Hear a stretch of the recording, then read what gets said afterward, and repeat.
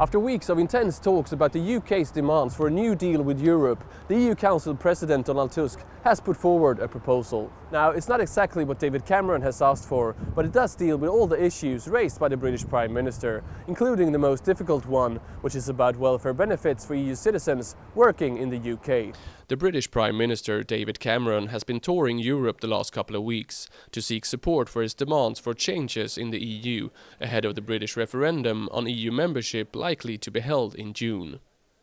What is now being proposed to the UK is, on welfare, a gradual 4-year break on benefits for EU workers and decreased benefits for children of EU workers not living in Britain.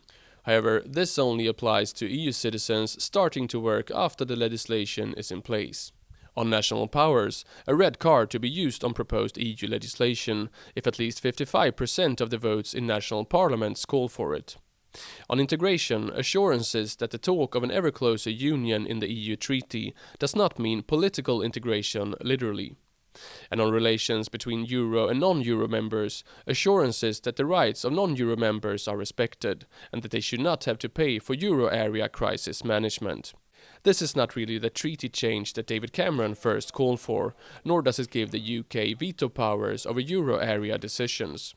Still, the British Prime Minister described the proposal as real progress and a substantial change. It also got some support from capitals across the EU, including in Eastern European countries, which have been concerned with the welfare break. Jean-Claude Juncker, President of the European Commission, which has been part in writing the proposal, said in the European Parliament on Wednesday that this was a fair deal for all. The settlement that has been proposed is fair for the UK and fair for the other 27 member states. Fabian, Zuleeg, head of the think tank European Policy Centre, says that with this proposal, the EU has done what it can to keep the UK in the European family. But if it will be enough in the referendum later this summer depends on the campaign from the yes side. According to Zuleeg, there is no way British citizens can really understand what they have been offered. The citizens are very confused by all these technical details. They will see the headlines, and in the end it comes down to the credibility of those who are arguing one way or the other. And I think there it depends a lot on how well Cameron performs in the campaign. And at Open Europe, a think tank with similar views as David Cameron, Pieter Cleppe questions if the proposal is generous enough. 100% certain Cameron is going to ask for more right now.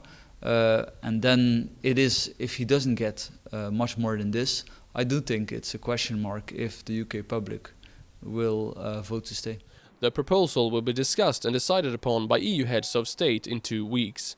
Then the British citizens will have to decide whether this is good enough for them to stay in the EU or not. Or as Donald Tusk put it in a tweet after presenting his proposal, to be or not to be together, that is the question.